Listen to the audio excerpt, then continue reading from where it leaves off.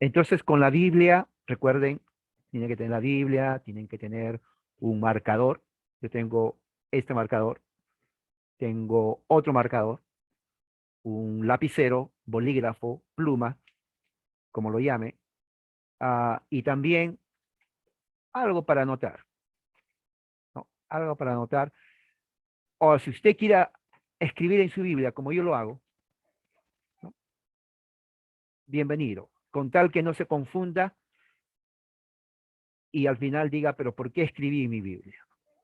Pero son para saber en el futuro, ¿no? Para que usted sepa, recuerde qué tema. El tema de ahora es los 144.000. Es un tema muy importante, los 144.000. Ah, recuerdo cuando los testigos de Jehová venían, ahora ya no vienen por el COVID. Sí, por el COVID ya no vienen a las casas hasta donde yo sé, pero antes venían, ¿no? Los testigos de Jehová. ¿Quién es? Somos los estudiantes de la Biblia. ¿A qué desean? Queremos estudiar con usted la Biblia. Y yo estaba desayunando. Entonces yo decía, o desayuno o les atiendo. Bueno, a mí me gusta comer. Así que le decía, si me esperan media hora, les atiendo, porque yo tengo que comer. Entonces, al principio, yo no sabía nada. Entonces entraban a la casa bien vestidos, eso sí, bien vestidos, peinaditos, zapatos limpios, no empolvados. Entonces para mí me decía, oh, esta gente tiene presencia, o sea, respeto. Muy bien, siéntense. Y me comenzaban a hablar. Y el tema preferido era los 144.000. Yo no sabía absolutamente qué cosa es eso. Y les escuchaba, les escuchaba. Es más, no estaba interesado ni en religión, ni en católico, peor evangélico, pero, pero los testigos tenían una forma diferente a todos. Conocían su Biblia. Y cuando alguien que conoce lo que habla le explica con convicción, te llama la atención. Los evangélicos es como, los evangélicos es como el niño que se levanta y se va a la escuela sin lavarse, sin peinarse, sin limpiarse los dientes, sin lustrar sus zapatos, así se va. Así es el evangélico. Así es, no, de verdad. Yo los conozco por años. El testigo es el profesional, bien vestido, limpio, peinado. Da ganas, inclusive, aunque no crea lo que ellos dicen, entra, porque buena presencia. Así son. Entonces, ¿qué es lo que pasa? Ellos hablan de 144.000. Y yo tengo su ah, literatura conmigo, porque antes estudié, ahí empecé a estudiar con ellos.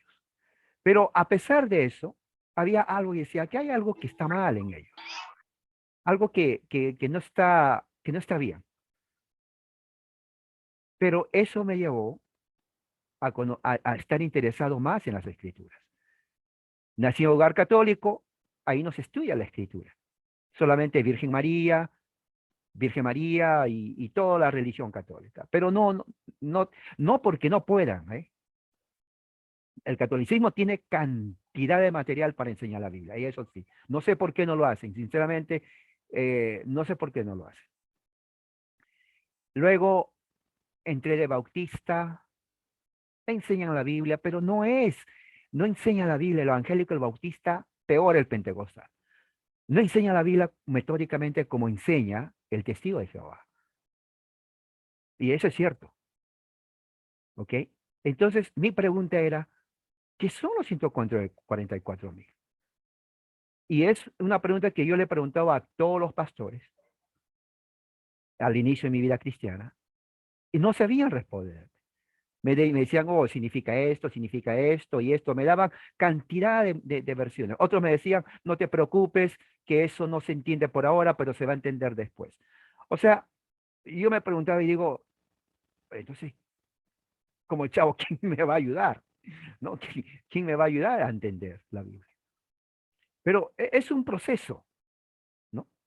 Cuando acepto la fe reformada, después de muchos años de ser bautista, trabajar con evangélicos, ya la teología evangélica me hizo, estoy hablando del año 2000 más o menos, cuando dejé de ser evangélico, el año 2000, ah, cuando ya era 1999, decían el mundo se va a acabar en el año 2000. ¿Se acuerda que decían todo el mundo decía eso? 31 de diciembre, 1999, decían, para el año 2000, enero primero, ya los que son del rapto no van a estar en la tierra, se van a ir. Y eso me hacía pensar, ya, ¿será verdad? Porque sí, el año 2000, oiga, no cualquiera entra el año 2000, diciembre 25, 5 días más y se termina, decía. 27, 3 días más. 29, 2 días más. ¿Y ahora qué va a pasar? Porque dijeron que el rapto va a venir el 31 de diciembre. Oiga, yo hablaba con amigos evangélicos, ellos decían, ¿salgo del trabajo o no salgo del trabajo? ¿Vendo mi casa o no? Igual como hacían los testigos de Jehová. ¿Pero por qué? Porque ya viene año 2000, empieza el milenio. Fíjese, año 2000 empieza el milenio, entonces los del rapto se van a ir el 31 de diciembre y tenemos que estar preparados. Bueno, estamos 2021, hermanas, y aquí estoy. No he visto a nadie que se fue en el rapto y tampoco he visto un milenio, de la forma como ponen los dispensacionalistas evangélicos. Pero ahí ya comencé a salirme de esto del evangelicalismo, comencé a cuestionar todas sus doctrinas, especialmente lo que tiene que ver con escatología, y realmente no tiene base bíblica, no tiene. Rapto secreto, no hay base bíblica. Arrebatamiento, no hay base bíblica. 7 años de tribulación, tampoco. El anticristo, la bestia, como Dios lo pone, no hay base bíblica. No hay, es una invención que Dios hace.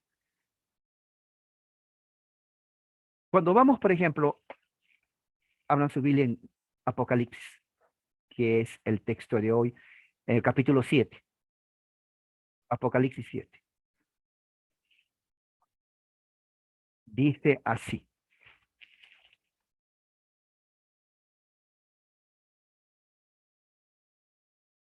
7. Después de esto miré 4 ángeles de pie sobre 4 extremos de la tierra, deteniendo los 4 vientos de la tierra. Dice, para que el viento no soplara sobre la tierra, ni sobre el mar, ni sobre los árboles. Ahora, yo les pregunto a ustedes, hermano, y quiero que me respondan. ¿Ustedes creen realmente que hay 4 ángeles parados en los 4 extremos de la tierra, deteniendo los 4 vientos de la tierra? O sea, sí, deteniendo. Porque ahí es lo que dice. ¿Y dice para qué? Para que el viento no soplara sobre la tierra. Oiga, si no hay viento, no hay vida, porque extrae oxígeno. Es más, los vientos son como huracanes. Y si hay huracanes, la pregunta es, ¿qué pasó con los ángeles? Porque ahí dice que tienen que detener los vientos. No detienen nada, porque hay huracanes. ¿Qué más? Dice así, no soplará sobre la tierra, ni sobre el mar, ni sobre los árboles. Bueno, aquí hay algo totalmente figurativo. Sabemos entonces que Juan no está hablando literalmente, porque no es así. Yo quiero, si alguna vez sale a la calle, salga con su celular mirando al cielo y cuando vea a los ángeles, tómeles una foto, deteniendo los vientos. Yo no sé cómo detienen los vientos, pero la figura que habla Juan es figurativa. Otra cosa muy importante, ya sabemos que Juan habla a 7 iglesias, no más, 7, ¿ok? Esas 7 iglesias los dice en el primer capítulo, nos dice todo. Están en el Asia y están una detrás de otra. Así. Sí, no están ni separadas, están juntitas las 7 iglesias. Juan nomás habla a ellos. Él lo dice ahí. Lo dice en el contexto persecución, tribulación, la gran tribulación. O sea, Juan no está escribiendo feliz, está en tribulación junto con ellos. O sea, todos están en tribulación. Ahora, vimos también que lo que va a ocurrir pronto y en breve. O sea que el tiempo, lo que está escribiendo es pronto y breve. No tiene sentido de que de que yo le diga, ¿sabes qué? Yo les voy a dar a ustedes $1.000.000, pero de aquí a unos 500 años. Oiga, en menos de 50 años, tal vez todos nosotros vamos a morir. Entonces, ¿qué promesa le estoy dando a ustedes si nunca van a recibir eso? Es lo mismo. Juan está hablándole a ellos. ¿Cómo sabemos que es para su generación? Porque abajo, en el capítulo 1 de Apocalipsis, dice, he aquí, él viene en las nubes y todo ojo le verá, aún los que les traspasaron. Apocalipsis 1:7. Ahora, yo le pregunto a usted, ¿usted le traspasó a Jesús? Yo no sé, yo no lo traspasé, yo no lo hice. Entonces, ¿quiénes los traspasaron? Pues Juan está hablando de los romanos y también en forma simbólica de los judíos de su tiempo. Y dice, ellos lo van a ver. Ok, entonces está hablando a su generación exactamente. O sea, va a venir tan pronto, de tal manera que aún los que le mataron van a estar todavía vivos. Fíjese. Entonces sabemos que 7 iglesias, a los de su generación, y lo van a ver. Ahora, la pregunta es, todo ojo le verá. O sea, ¿lo van a ver los que están en la China, en el África? No, ahí dice quién lo va a ver. Lo que les traspasaron. La pregunta que tiene que hacerse, ¿quién le traspasó? Lea los evangelios. Lo hizo un romano, pero él justamente ayuda a entender que es el imperio pagano de Roma y también los judíos. Ellos lo van a ver. Ahí lo dice. O sea, si alguien viene y usted dice, no, tú estás leyendo mal. Bueno, el que está ahí leyendo mal la Biblia es él. Porque ahí Juan dice los que le traspasaron. Lo dice literalmente. O sea, Juan está escribiendo no para nosotros, sino para los que están ahí. Ahí lo dice. Léalo y subráyalo. Apocalipsis 1:7. Ahí está. Ahora, ¿qué más? Entonces ya sabemos a quiénes son 7 iglesias del Asia. Sabemos en qué tiempo él está copartícipe de la tribulación. Sabemos en qué tiempo. Y sabemos que va a ser breve. Ahora, la pregunta es, ¿cuál tribulación? Bueno, la tribulación, ya hemos visto también de que Juan dice de que en su tiempo hay una bestia con 7 cabezas. Y ustedes saben que en realidad Juan no está hablando literalmente de una bestia con 7 cabezas, porque él más abajo da la interpretación. Son 7 reinos. Y dice, 5 han pasado y uno todavía está. Y van a venir los demás. Ahora, ¿de qué está hablando? Bueno, en el tiempo de Juan estaba el Imperio Romano. 5 pasaron, empezando con el emperador Julio César, empezando con el Augusto César, 2. ¿Qué más sigue? Sigue Tiberio César. La palabra César viene a ser como el apellido de ellos, ¿ok? Eso era su nombre de la familia, del clan. Luego de ahí viene, me parece que es Calígula, son 4. Luego viene Claudio, y luego viene el último, que él dice, ya son 5, dice, 5 pasaron, y el que sigue, dice, está presente, es Nerón, un psicópata, una persona totalmente psicópata, esquizofrénico, persona que tenía grandes problemas, y él empieza la persecución cristiana. Ahora, fíjese cómo está la cosa. Nerón incendia Roma en el año 64, incendia la ciudad de Roma. 75% de Roma, sí, de Roma se incendia. La gente sale, muchos murieron. incendia Roma, ¿ok?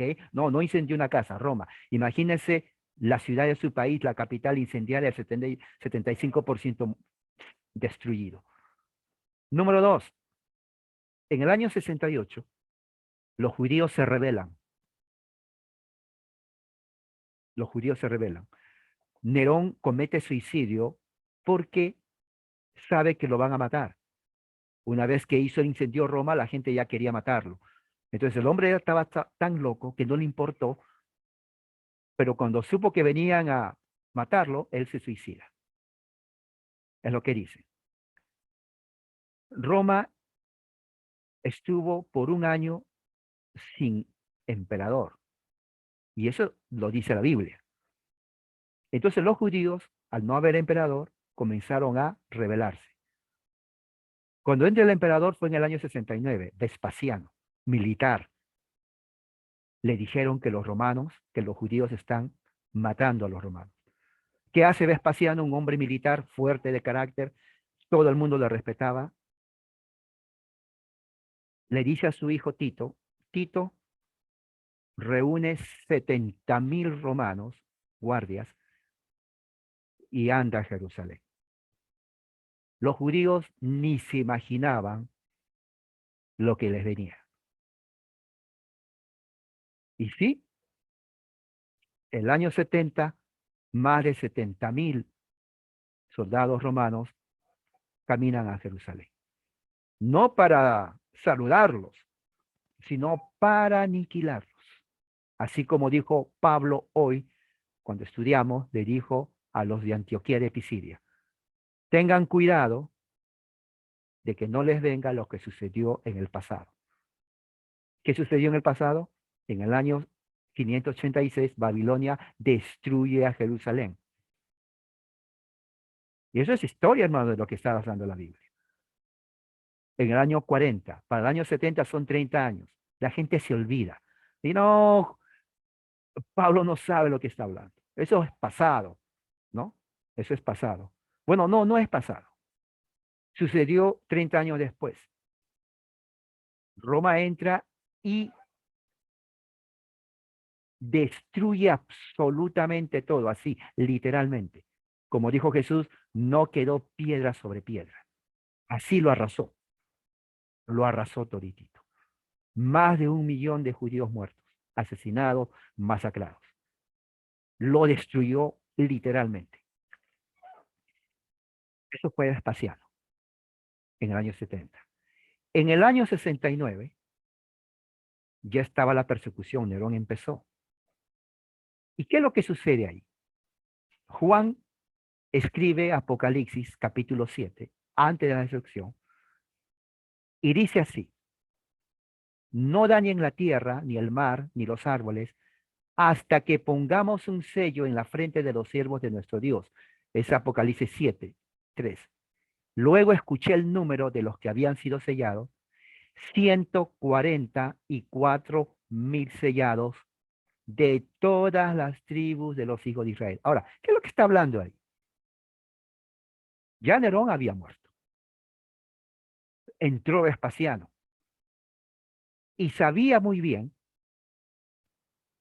en la profecía, que Vespasiano tenía solamente un objetivo, destruir toda Jerusalén. Ahora, escuche esto, ¿cómo fue el plan? Jerusalén está rodeado de una muralla. Es más, todas las ciudades en Latinoamérica, cuando vinieron los españoles, en toda ciudad que vino español, México, Centro y Sudamérica, estaba rodeado de murallas. Eso sucede en todas partes, ¿no? Hoy día ya no hay murallas, pero si usted va, por ejemplo, a las ciudades de su país, de la edad de 1500, cuando estaban los españoles, van a ver las bases de las murallas, porque así era en la antigüedad. Las murallas protegían de los enemigos. En, eso está en cada ciudad. En México hay, en Centroamérica, en Sudamérica también hay. Son murallas, ya no existen, pero había eso. Bueno, eso viene de estos tiempos. Jerusalén tenía una muralla impenetrable, impenetrable. Entonces, ¿qué hicieron los romanos? Como la gente vivía adentro, la gente dependía, tenía que salir para suministrarse todo lo que tiene que ver con comida. Bueno, los romanos sitiaron y no dejaron entrar absolutamente a nadie. No comida y cortaron todos los canales de riego para agua. O sea, la gente ya no tenía agua. En menos de una semana se quedaron sin agua. Estamos hablando más de 1 millón de personas. Imagínense que en el DF de México se queden sin agua en este momento. ¿Qué harían ustedes? Ah, y no agua, ok, no agua, no, no, nada de agua. Las botellitas que tienen guardadas para 2 días se van en 1 hora. Y que no haya agua por un mes. Literalmente que no haya agua. Bueno, así sucedió en Jerusalén. No agua, no comida. Los que tenían 3, 4 días, en una semana se quedaron sin nada. El que salía de la muralla, lo mataban. Habían familias con hijos. Y los niños, ustedes saben, cuando están de hambre, ¿qué hacen? Lloran y gritan. ¿Y qué hace la mamá? ¿Qué le voy a dar de comida a mi hijo? Y el judío, la raza hebrea, no era de 3 hijos, tenían cantidad. Por eso que cuando se bautizaban en familia. ¿Me entiende? El padre cuando profesaba la fe decía, tú y tu casa, oh, mi esposa y mis 7 hijos, todos se bautizaban. Así era. Entonces no había suministro. Entonces la gente se desesperaba, entró el pánico, comenzaban a comer ratas, gatos, perros, todo tipo de animal que tenía ahí, hasta que ya no había nada de animal que comer. Ya no había agua. La putrefacción, todo lo hediondo de 1 millón de personas y más comenzaba a sentirse. Se enfermaban, los ancianos se enfermaban, no había higiene, oiga, sin agua, ¿ok? Y la gente comenzaba a desesperarse. Ya no había gallinas, patos, carneros, nada. Los perros se comían porque la gente se moría de hambre. ¿Qué creen que hacían cuando ya no había más? Bueno, existen los niños chiquititos de 2, 3 meses. Se comían a sus hijos. Sucedió lo mismo que sucedió en el tiempo de Babilonia. Y eso está registrado.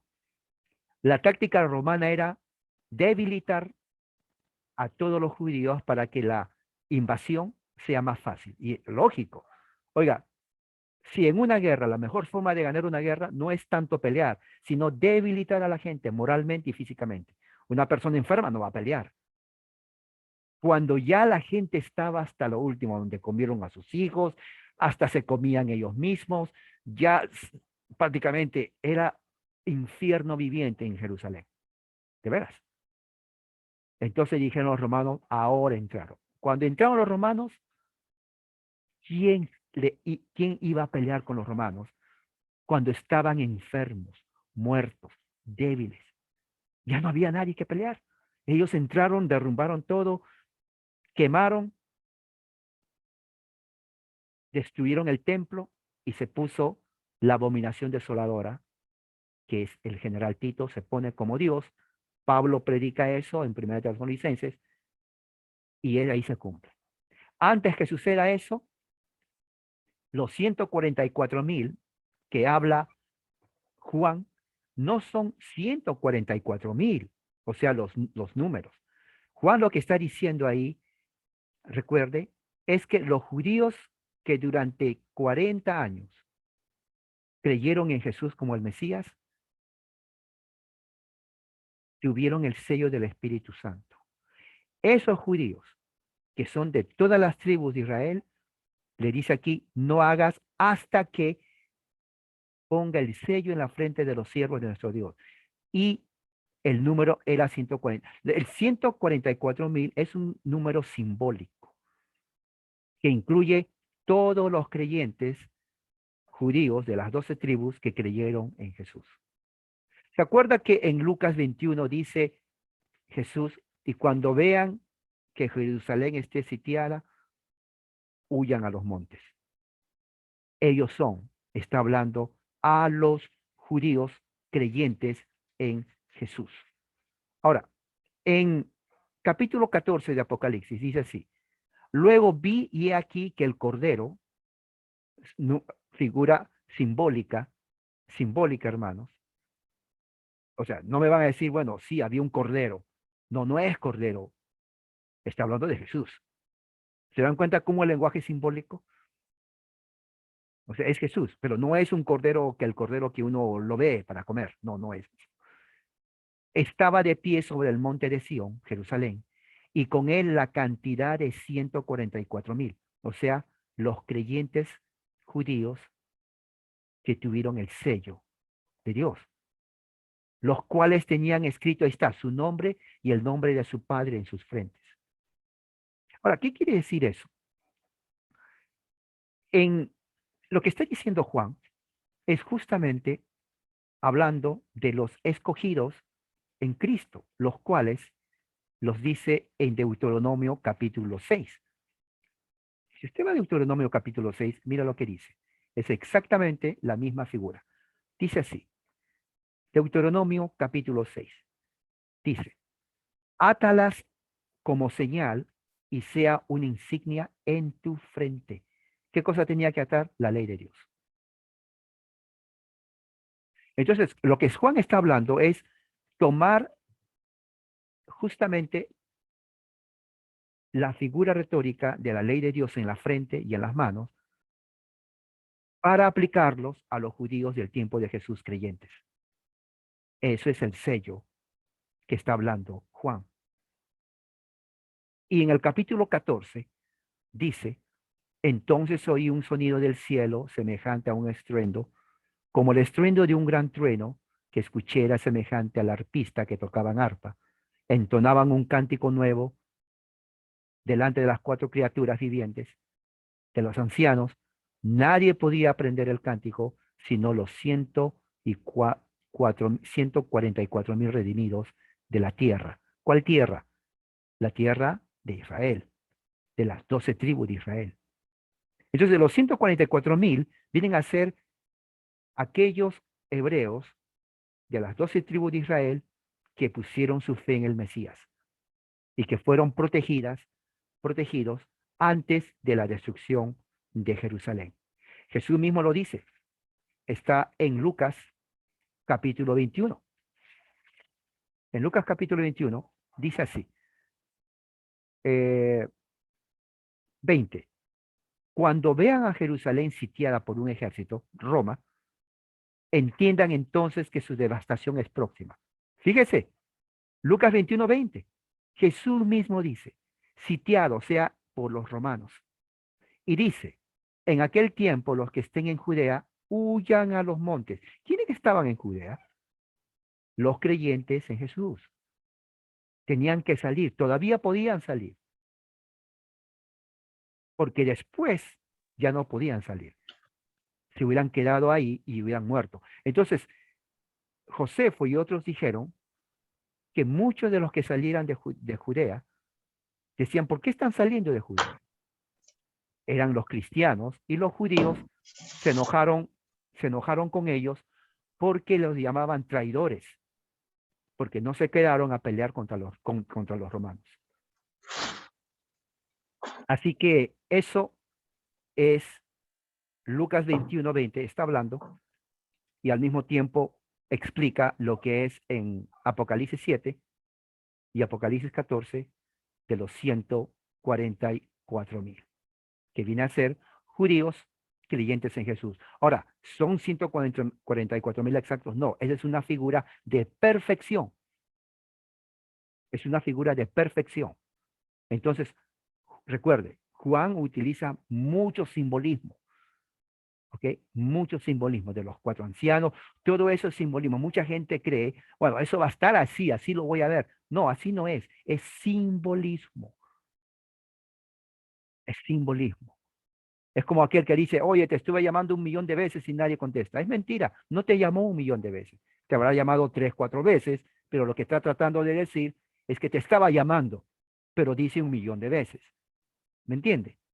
Oh, pero tengo un hambre, pero estoy tan hambriento como un perro. Bueno, no es perro. Lo que está tratando de decir es que tiene hambre, que quiere comer. Es decir, Algo parecido es cuando Juan dice, y vi esto, o la mujer que estaba ahí. O sea, y claro, las figuras son tan fuertes que uno se imagina esa figura, dragón, 7 cabezas, 10 cuernos, una mujer sentada. O sea, ¿cómo es esto? Luego sale una bestia de la tierra, ¿qué clase de bestia es? O sea, uno ya se imagina.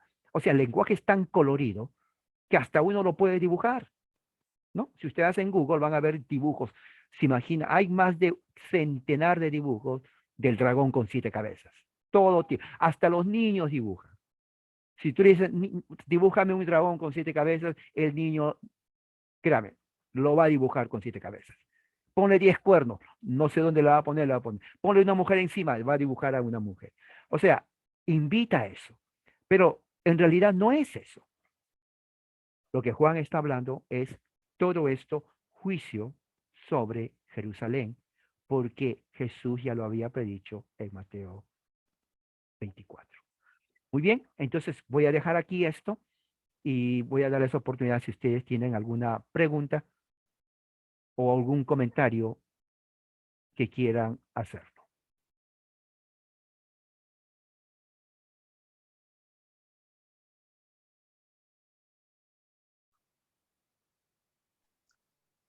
¿Qué tal, pastor? Buenas. La verdad que está bastante clara la explicación, ¿no?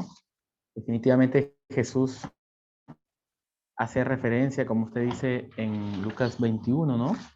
Sí, 21, Sobre lo 20. que pasaría a los judíos. Claro.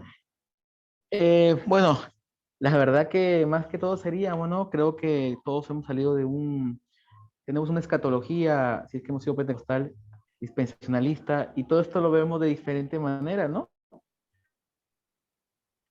Nosotros, bueno, yo lo veía antes como que todos eventos van a pasar actualmente y que cuando vengan los 7 años de tribulación, los primeros 3 años y medio de tribulación, que la iglesia, bueno, prácticamente, entre comillas, no pasa la tribulación, somos raptados, luego Mm, vienen 3 años de tribulación para los creyentes no fieles y luego de eso pues se manifiesta la bestia, toma Jerusalén, se sienta y comienza la persecución judía, ¿no? Ahí supuestamente en la escatología dispensacional viene el tiempo nuevamente de los judíos, ¿no? Pero ujú.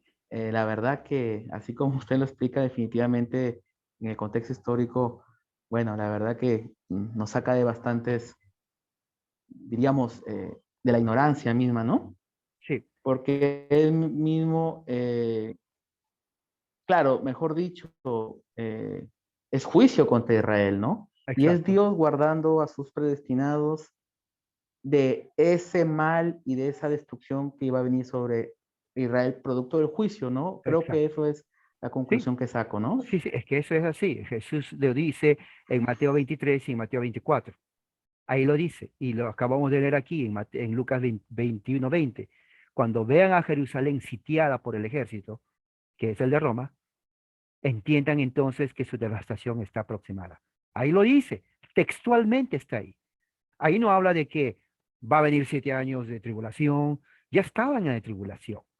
Juan estaba en la tribulación. Otra cosa muy importante, si hubiera sido cierto de la tribulación, del rapto secreto, oiga, los primeros que hubieran ido hubieran sido los apóstoles. Pero Juan está escribiendo. Entonces, ¿qué pasó con Juan? ¿Era pecador que no se fue con el Señor? Y no solamente eso, nadie se fue. Todos pasaron la gran tribulación. O sea, eso es mentira. Eso lo inventaron los evangélicos. Otra cosa muy importante. Juan en Apocalipsis no menciona ningún anticristo. Si fuera verdad el anticristo, ¿por qué Juan no habla del anticristo en Apocalipsis? ¿Por qué no habla de la bestia? Ahora, no solamente eso. Número 3, el anticristo que menciona Juan en sus cartas no persigue a los cristianos. El anticristo eran personas gnósticas religiosos, eran herejes y nunca persiguieron a los cristianos. Nunca. En Apocalipsis solamente la bestia persigue a los cristianos. El Imperio Romano, con Nerón y Vespasiano, son los dos únicos, nadie más. Y el resto es promovido por la gran ramera, que son el liderazgo judío. Y eso lo vemos en el libro de los Hechos. ¿Quién quería matar a Pablo? No era Roma, eran los judíos. ¿Quién mató a Felipe? No era Roma, eran los judíos. ¿Quién apresó a Pedro? No era Roma, eran los judíos. ¿Quiénes mataron a Esteban? No era Roma, eran los judíos. Y no termina ahí. Va a seguir hasta que terminemos todo el capítulo 28. De hecho, vamos a ver que los que persiguen a los cristianos no era Roma, eran los judíos. Entonces, ¿quién es la gran ramera? Juan dice Jerusalén, los judíos. Y por eso Jesús le dice en Mateo 23, miren, yo quise juntarles a ustedes como la gallinita junta sus polluelos debajo de sus alas. Yo he visto, ustedes han visto una gallinita, vienen ahí a esta hora todos los pollitos, pío, pío, pío, pío, y toda ahí con la mamá gallina. Jesús dice, así quise hacer, pero ustedes me rechazaron. Entonces, a partir de ahora, su casa es abandonada. La palabra abandonada, y esto es juicio. Es como decir, a partir de ahora ya no hay protección para tu casa. ¿Y qué pasa cuando no hay protección?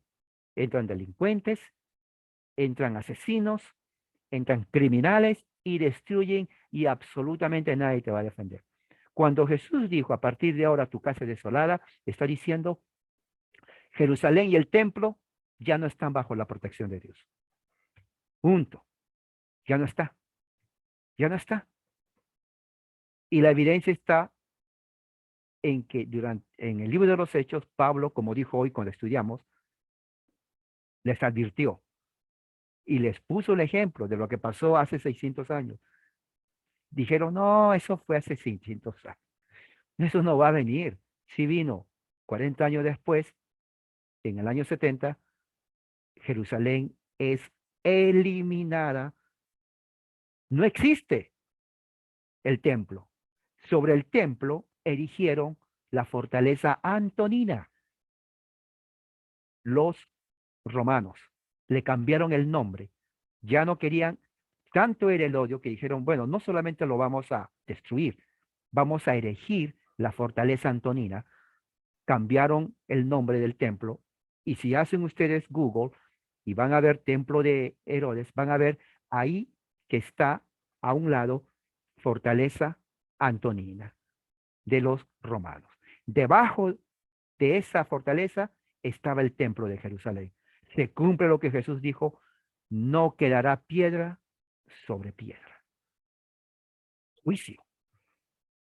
Juicio total.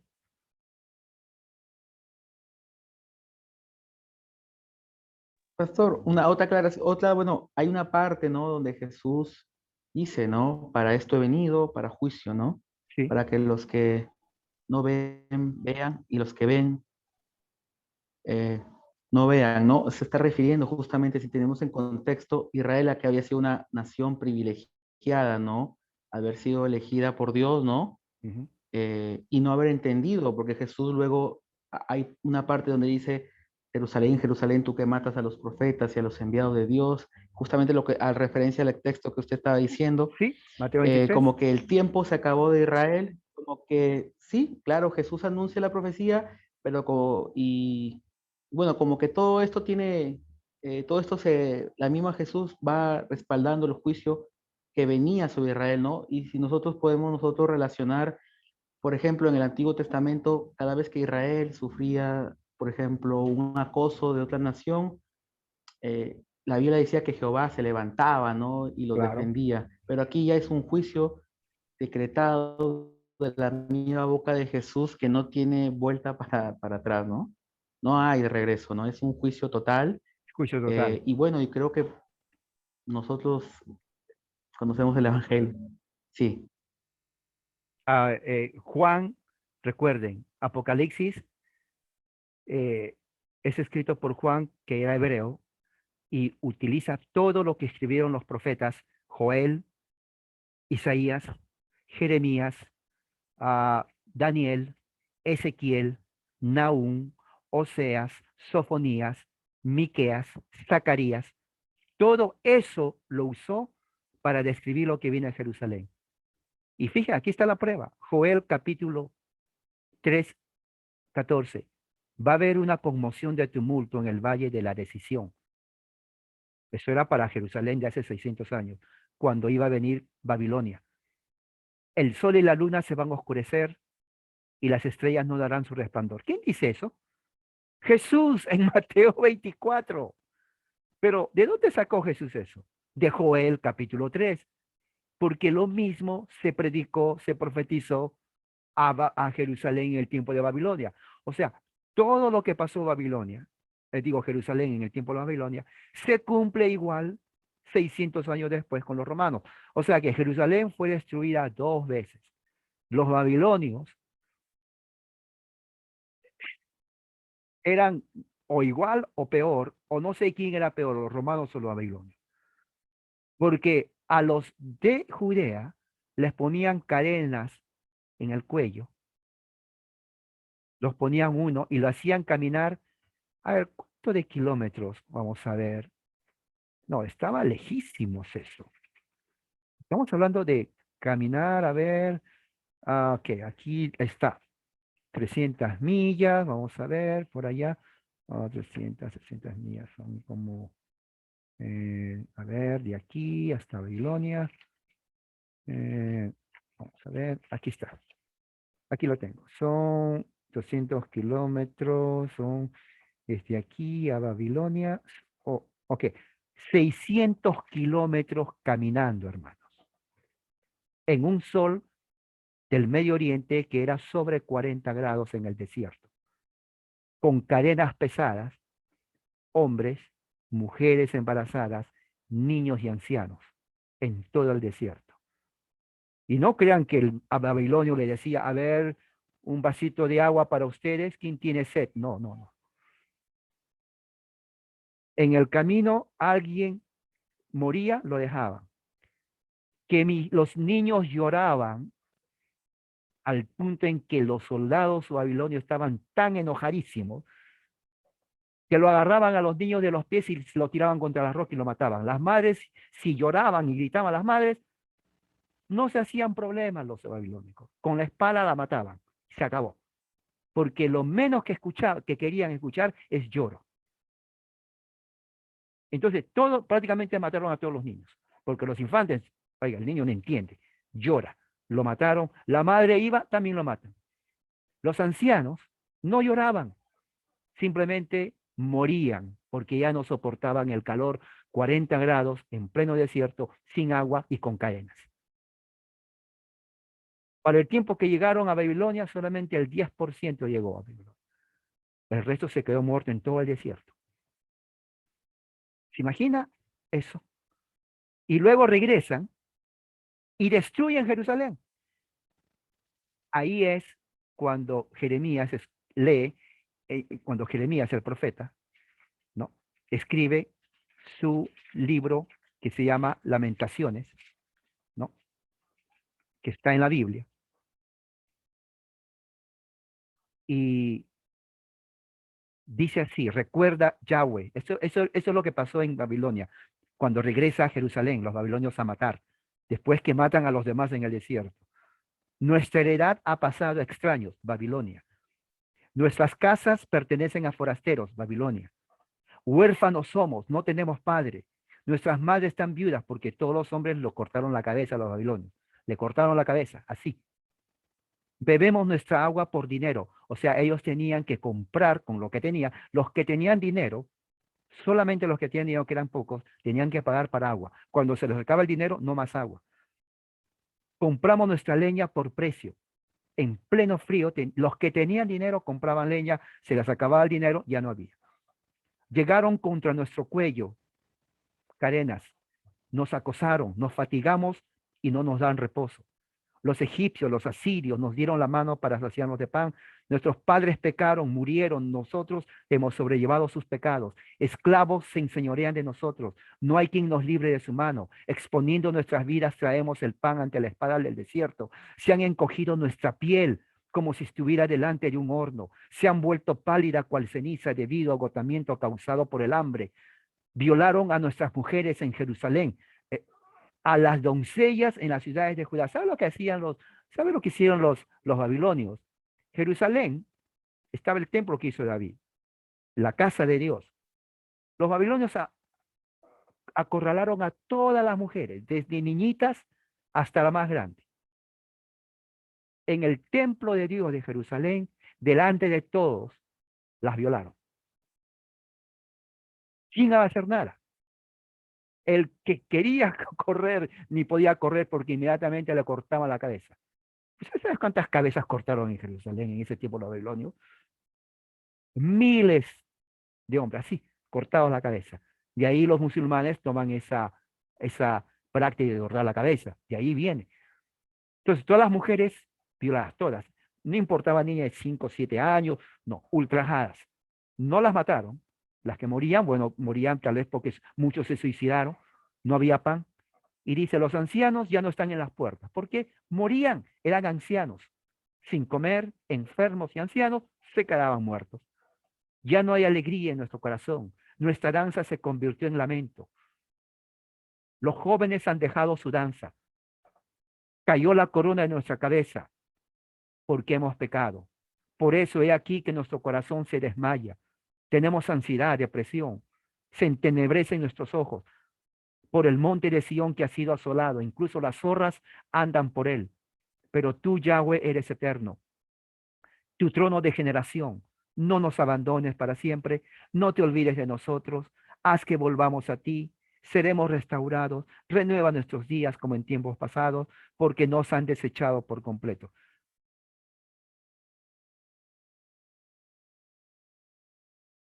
Cuando la gente nos ve, nos dice inmundos.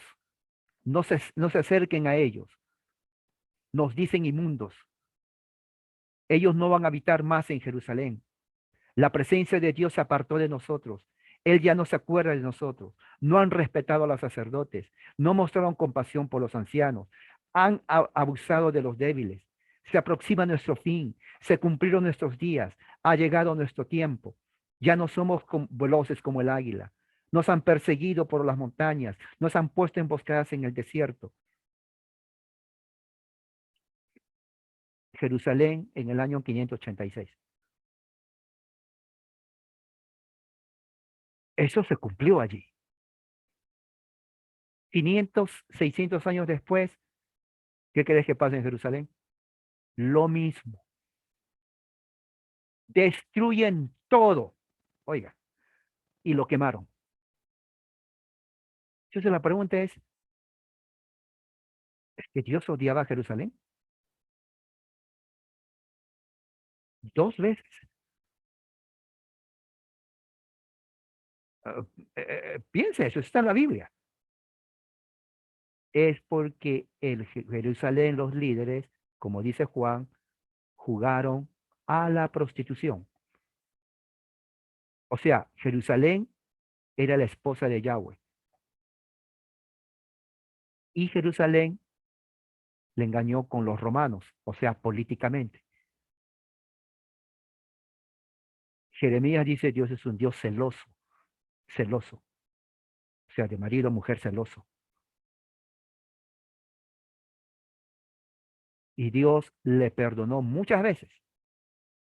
Cuando viene Jesús, Dios dice, a mi hijo lo van a respetar.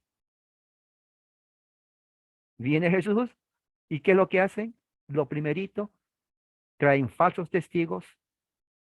Jerusalén, que era la esposa de Yahweh, le engaña a Yahweh con sus amantes que son el imperio romano y le dicen, vamos a matar al hijo. Pero él es inocente, Pilato, él es inocente. Mira, a ti no te importa si es inocente. Lo vamos a matar. Bueno, yo me lavo las manos. Que su sangre caiga sobre nosotros, dijeron ellos. ¿Se acuerdan? Que su sangre caiga sobre nosotros. Oiga, cayó la sangre sobre ellos cuando fue destruido Jerusalén. Por eso fue destruido. El sacerdocio judaico no era de Dios. Nunca fue de Dios. En Juan 8, mira lo que dijo Jesús. Por eso lo odiaban. Juan 8 dice así. Si su padre fuera Dios, me amarían. Jesús a los discípulos, 8:42. Puesto que he salido y he venido de Dios. Yo no he venido por mi propia cuenta. Él me ha enviado. Mi padre me envió. 43.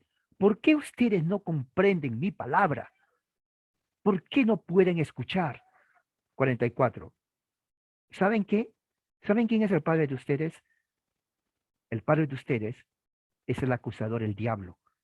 Y solamente hacen el deseo de su padre, que es homicida, no ha permanecido en la verdad. Cuando él habla, habla de su propia mentira. Pero a mí que hablo la verdad no me creen. Y dice aquí, ustedes ponen por obra las acciones de su padre. Ustedes son hijos de Satanás.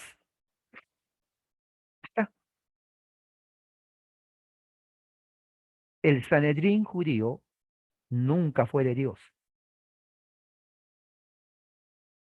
O sea, supuestamente tenían que adorar a Yahweh, no adoraron a Yahweh, adoraron a Satanás. ¿Se imagina lo fuerte que es eso?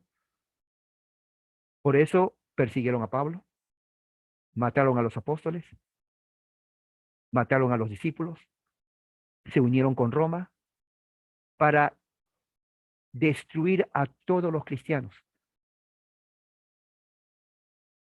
Es increíble, ¿eh? Es un drama político de ese tiempo. Dios, ¿qué hizo?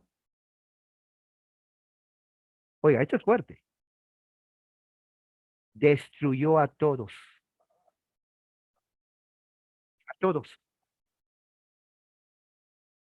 hasta el templo que él mismo le dijo a Salomón que lo haga, ¿no? Le dice, tú harás un templo para mí. Destruye el templo de Jerusalén, lo destruyó. Dios mandó a destruir ese templo. Ya no existe, ya no hay. Ya no hay templo en Jerusalén.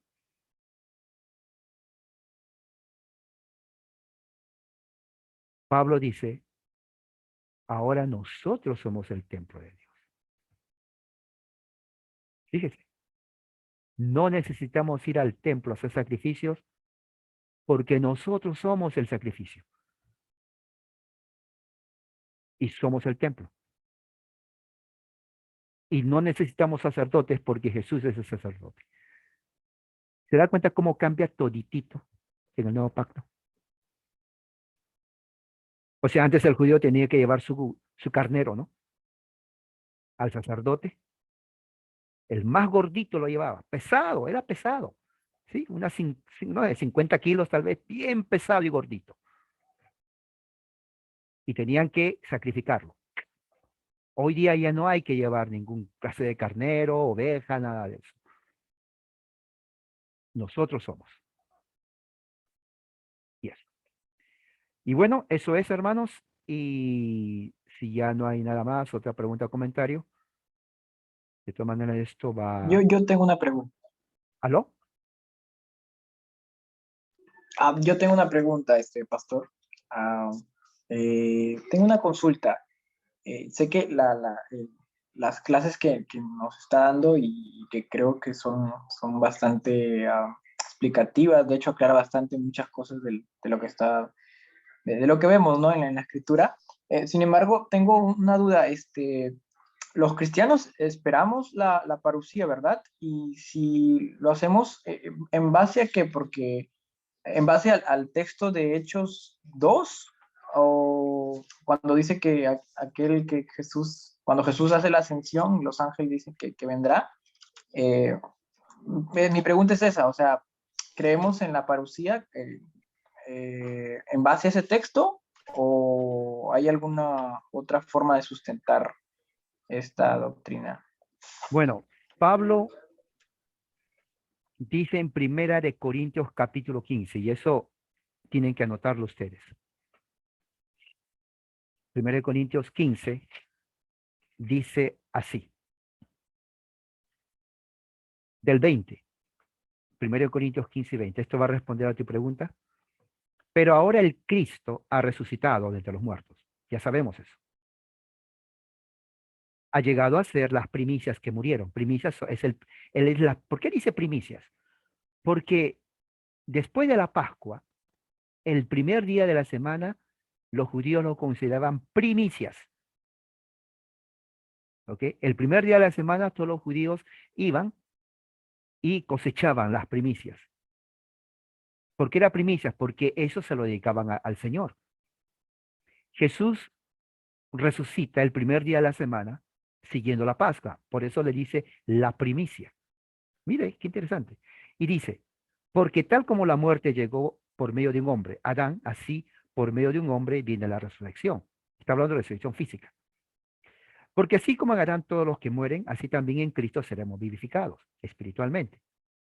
Cada uno en su orden. Aquí está. Y aquí responde tu pregunta. Cristo es las primicias. Luego de Cristo, los que son de Cristo, o sea, nosotros, los creyentes, en su venida, ahí está. Eso responde a tu pregunta. ¿Cuál venida? Su segunda venida física. En su segunda. Y dice en el 24, entonces recién vendrá el fin de la era. Cuando entregue el reino al Dios al Padre. ¿Cuál reino? Cristo está reinando ahora. Cuando fue exaltado, Él está en los cielos y estamos juntamente con Él. El reino de Dios es ahora.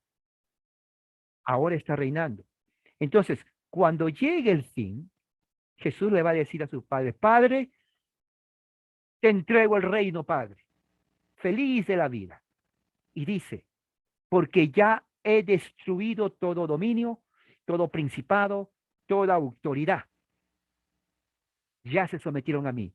25, porque Él reinará hasta que ponga, o sea, va a estar reinando a todos sus enemigos bajo sus pies. Y el último enemigo que va a vencer, la muerte. Eso, hermanos, subráyanlo porque eso nos explica la esperanza del último tiempo. Ese es el texto, hermano.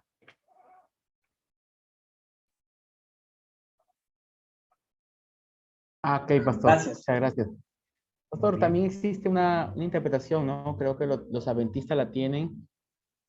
Bueno, ellos, bueno, hacen un cálculo, ¿no? En base a cuando Jehová Dios da esa profecía en el Antiguo Testamento, refiriéndose que los días del hombre ya no serían 120, ¿no? Entonces, ellos, bueno, asumen, ¿no? Que como, bueno, hay hombres que vivieron después de esa profecía más de 120 años más. Entonces, no se está refiriendo a 120 años físicos, sino, bueno, ellos sacan un cálculo. Si cada jubileo tenía un aproximado, se realizaba cada 50 años, ellos multiplican 120 por 50, sacan 6,000 y han hecho un cálculo, pues, ¿no? Y dicen que el 2031 viene el Señor, ¿no? Sí, Bueno, yo les hermano. molesto. ¿Y qué pasaría si el 2031 viene el Señor? ¿Seguiría siendo 20? Bueno, ¿no? Eso, ¿no? Bueno, Ellos asumen ese tipo hablar de los de cosas. adventistas es como saber cómo está el mundo actual leyendo la revista de Condorito.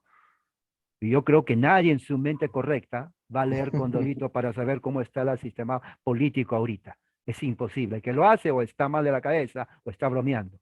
Así que ni perder el tiempo con los adventistas, porque ya han probado ellos ser un grupo sectario. ¿Se sabes cuántas? Es más, los adventistas son los padres de los testigos de Jehová. De ahí salió el fundador de los testigos. Sí, los adventistas creó esto, el fundador de los testigos era adventista y al final se enojó, dijo, no, porque todas las profecías fallaron y dijo, voy a fundar mi propio grupo. Y también falló sus profecías. Así que déjales que sigan sacando números, que sigan multiplicando, dividiendo, sumando, restando, lo que sea, porque nunca se va a cumplir nada de lo que ellos van a decir. Sí.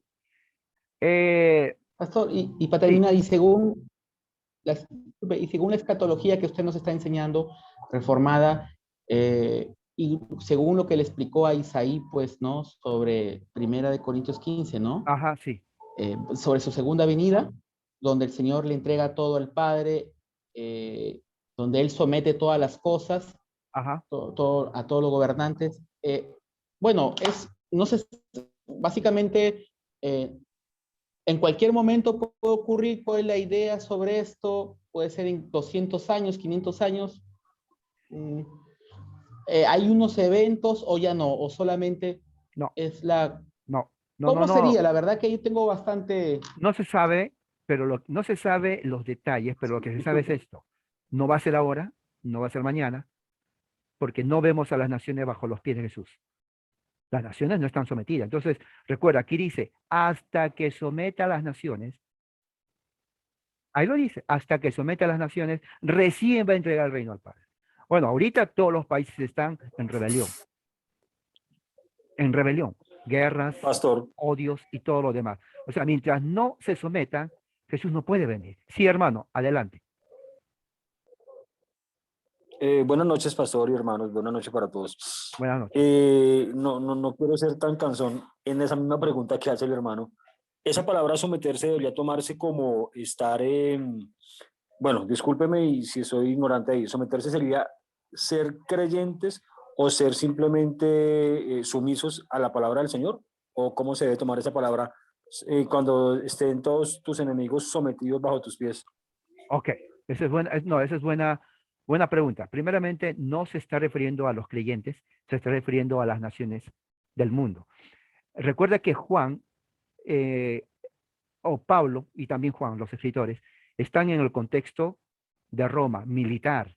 Todo lo que ellos hablan y usan para hacernos entender, lo utilizan mirando el imperio romano. El imperio romano, cuando entraba a las naciones, ¿qué hacía? Sometía a todas las naciones. Implicaba, los destruía, los mataba e imponía su ley sobre ellos. Eso es someter. Entonces, Pablo está tomando lo que él vio del imperio romano, porque en ese tiempo de Pablo, Roma era el imperio mundial, ¿okay? Estaba en África, Gran Bretaña, Europa, el Medio Oriente y parte del Asia, ya entrando inclusive ya para la parte de Alemania y la parte de la India. O sea que el imperio era imparable. Entonces sometía a todos y no sometía con diplomacia. Los romanos masacraron y destruyeron etnias que nunca nosotros vamos a conocer. Los hizo desaparecer de la faz de la tierra literalmente. ¿Ok? Estamos hablando de 100.000 personas, etnias, los desapareció, literal, ya no existe, solamente en los anales. Entonces, Pablo utiliza eso para decir, Jesús, su reino, por eso dice, él también está reinando. Pero a diferencia del imperio romano, él va a someter a todos sus enemigos. Y él no va a regresar hasta que sus enemigos sean destruidos y sometidos bajo su reino. A eso se refiere, hermano.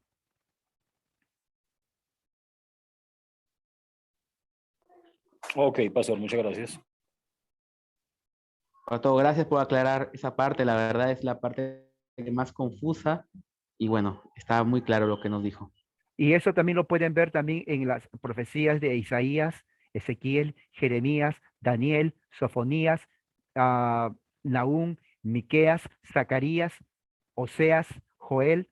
Pueden ver porque ahí mencionan y los apóstoles, no, los profetas presentan a Dios viniendo con carros tirados por caballos, en donde dice, pisoteará a sus enemigos y Dios estará lleno de sangre de los muertos de sus enemigos. ¿Te imaginas esa figura que pone el profeta? Ponen a Dios bañado de sangre, de la sangre de sus enemigos. ¿Te imaginas eso? ¿Qué significa esa figura? Juicio. Que cuando venga Dios, Él no va a venir a decir, perdón, mira, te doy una oportunidad. Él viene a hacer juicio y a sus enemigos los va a destruir por completo. Ese es el Dios que nosotros creemos y adoramos. Así lo ponen los profetas. Tremendo, ¿eh? Muy bien, vamos a seguir más adelante hablando. Hay mucho que hablar sobre Apocalipsis. Vamos a terminar con una oración.